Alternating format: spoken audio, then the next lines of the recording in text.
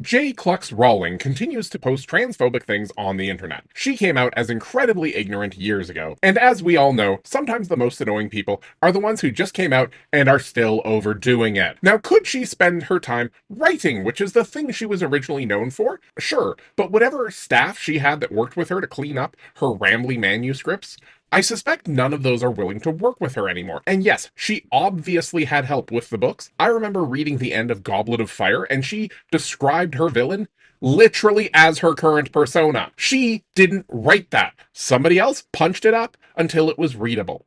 Anyway, Rowling, who has publicly identified as straight, seems to enjoy using lesbians in particular as objects to justify her transphobia. She's just protecting lesbians, that's why she needs to beat up trans women. She posed the question, would you expect a trans advocacy group to be sympathetic to a young girl who's attracted to other girls? This from a woman who thought nobody would read her books if she had a lady name on the front. So she used her initials to try and sound manly, who also then published her next book under a masculine pen name. I would say that she, who must not be named, needs to try and spend some time with actual queer people to realize that healthy queer people don't feel a need to force people to be anything other than who they are.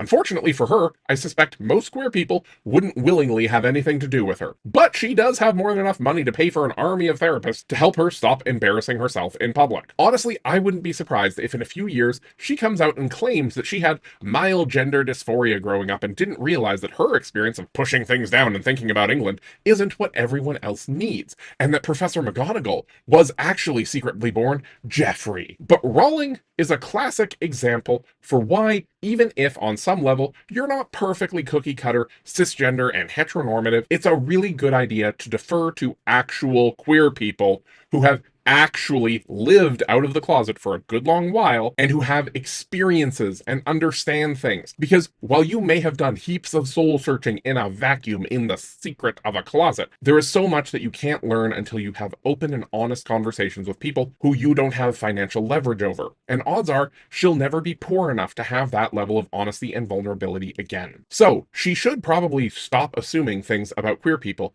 because she's too rich to ever be able to understand us.